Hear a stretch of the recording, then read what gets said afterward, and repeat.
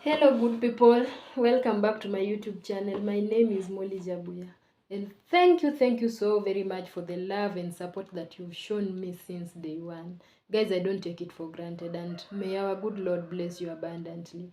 Kindly, for those who have not subscribed, just a reminder and a kind request that may you consider subscribing to my channel so that we can grow together. Yeah, and after you've subscribed, also don't forget to click that post notification bell so that anytime I upload a video, you'll be number one to be notified.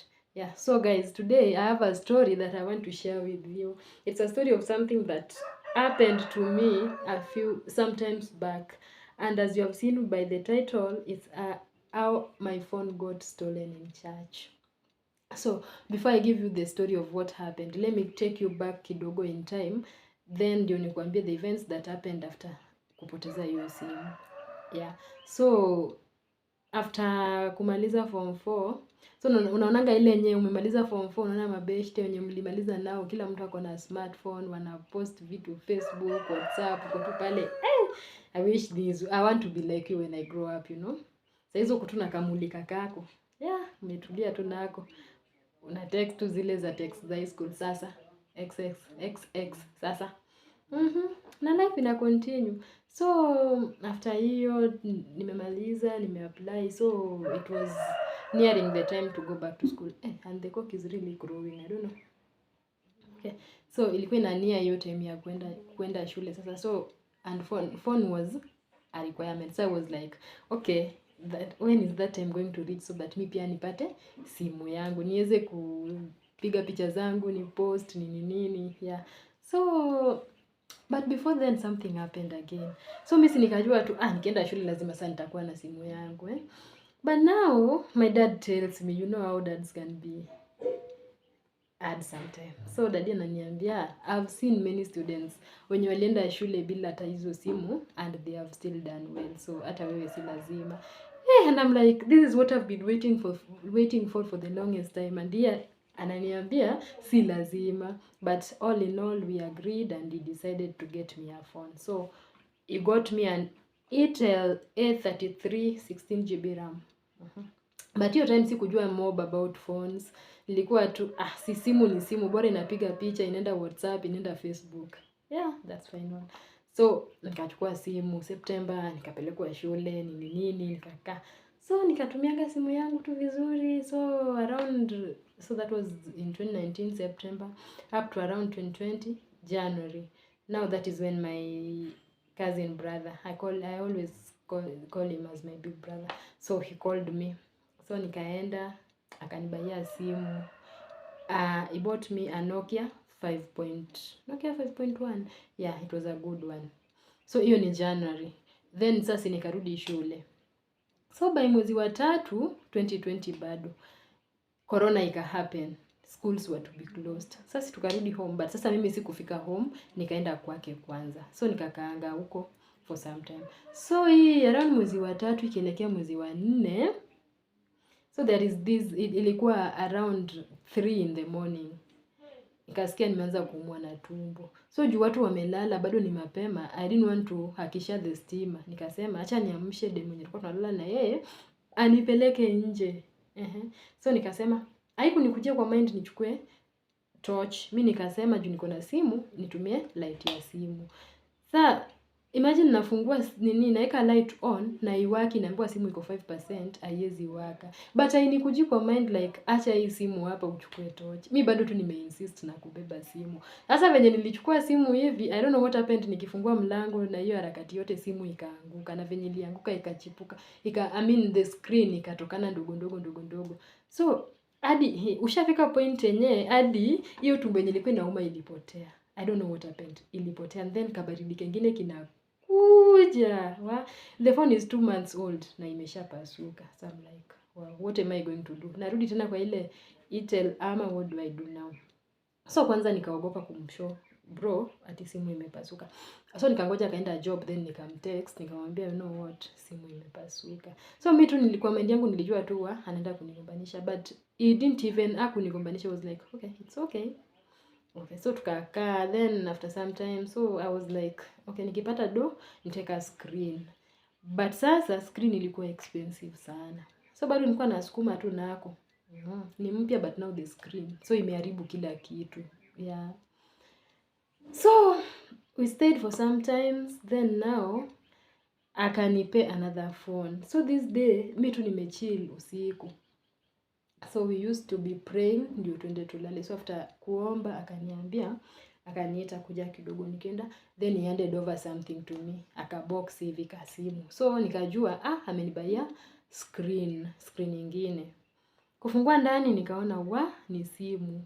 Na ilikuwa, it was an Oppo A1K.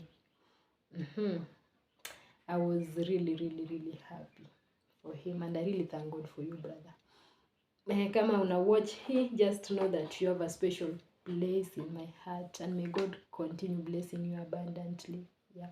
So sasa niko na Oppo. Ilikuwa around, I think it was around mwezi wa 4 hapo ama mwezi wa 5, haikuenda sana.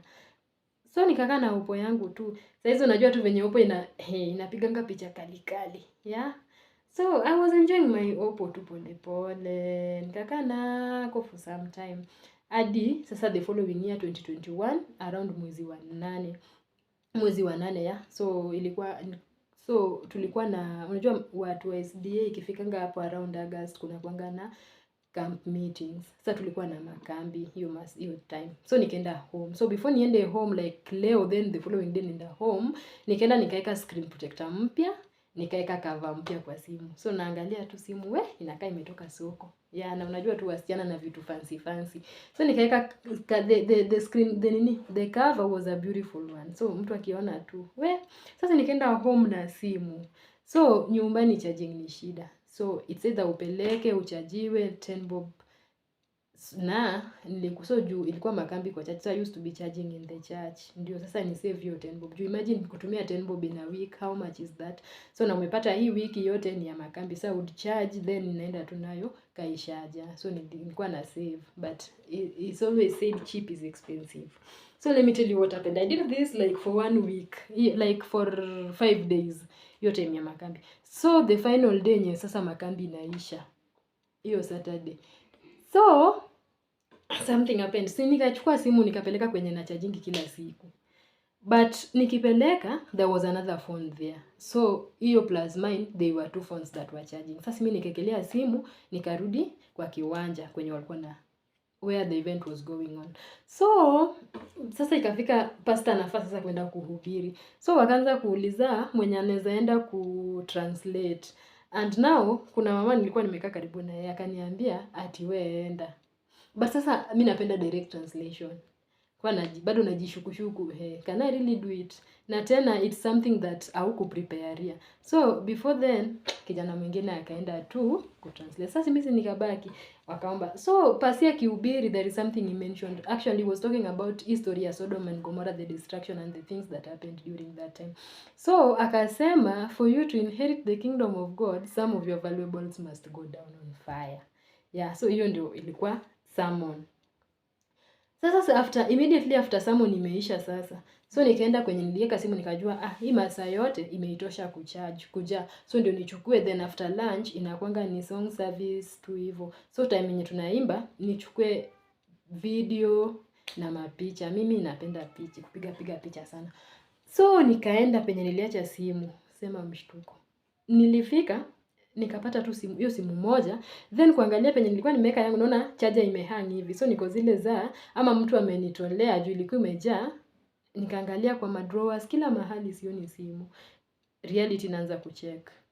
Nikaenda kauliza mabeshte yangu fulani, have you seen my phone? Ati no. I'm like, really? Is this happening? I'm dreaming.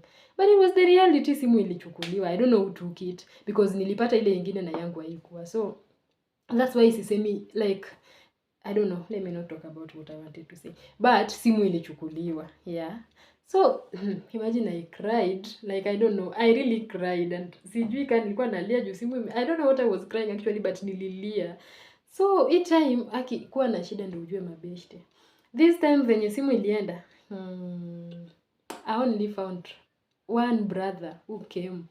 Akakaa na mimi yote. Mbona na feel kulia na nikipisha pita. Okay, so ni brothangu, one of my brothers in the church, brethren in Christ now, akakuja kuniconsole, akakaa na mimi hadi hiyo siku I remember tu kukula lunch mimi na yeye, tukajaribu kupigia mapolisi nini. I actually even reported, nikaambiwa come back after no, don't come back, call back after 2 weeks. I called back but there was no response. Then I was like, why would I use a lot of money to track a phone which I'm not even sure kama nitaipata?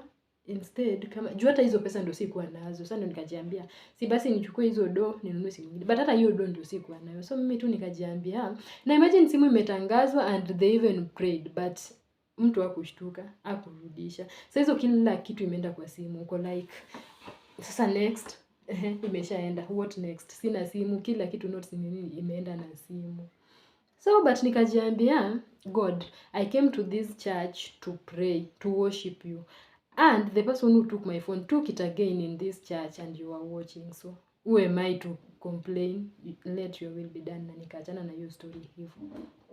So I had to go back to using my first phone that daddy bought for me, hiyo Itel sasa. Juizi zingine, hii ingine sasa haiko. So imeshakaa imechapa, iko na mashida but now you have to use it. Yeah, so nikaitumia for some time. Hiyo ilikuwa August. Then around September we were to go for an industrial visit. So ndio nikaenda kwa kuzo, nikalala hapo. Ndio the next day nichukuliwe tuende. So nikaamka asubuhi akanipea tena simu nyingine. But sasa hiyo haikuwa mpya though, but it was one of the phones he was using before. So akanipea. So nikaanza kutumia hii simu. So nikaitumia tu but nikiitumia ilikuwa like you would charge after every other minute. Ilikuwa moto ilikuwa inaisha haraka. Then pole kidogo simu ikaanza kuhit. Ikihit sana ina hang hadi mtu anaweza kucall na unasikia tu phone ndio hiyo ina ring but you don't know who is calling. You can't see anybody who is calling. Hadi iishe after some time ndio unaona nani alikuwa na call.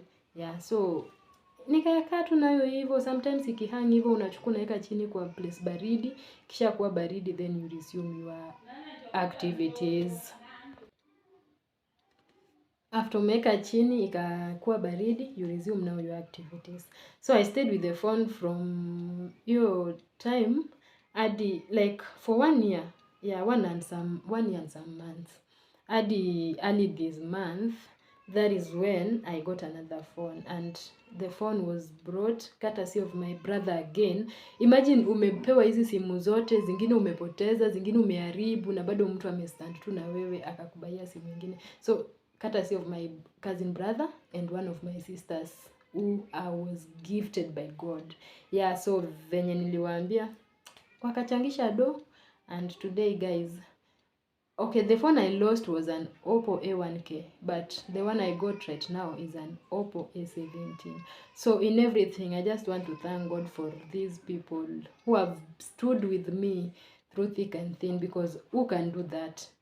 Nobody literally, because mtu akubaie simu uangushe within 2 months, ingine sijui imeibwa. Unajua mtu anaweza jiuliza ama ni juu wewe uzibai, you don't feel like, you know, but he's never thought that way. He's always been there for me. So I really just want to thank God for you, bro.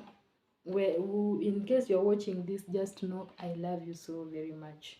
Yeah, and I will keep loving you till the end of time. And also to my God-given sister who also has shown a lot of love. I love you right back, sissy. Yeah, so guys, that is the story I had for you. Yeah, so that is what happened for me. I've suffered in this world. Hey, I've suffered, you don't. But I know everything that happens for a reason, if and only if we search diligently for it. So at sometimes we can't question God again, yeah, and we can't complain so much. The only thing to do is just to kneel down and ask God, I know you have the plans you have for me are plans for goodness and not for bad things. So let everything happen just according to your will. Yeah, and then you let go, because hata ukilia useme nini, what will happen? Nothing. Yeah, so guys, that is what happened. So nimemalizia story yangu hapo. So before we finish the video, guys, just still requesting for your subscriptions. Kindly keep subscribing and let's grow together. I know we can do it. With God, everything is possible. by the end of this week we can reach 100 subscribers, and I will really be glad. And may our good Lord keep blessing you as we continue. Otherwise, bye bye. See you in the next one. Love you all.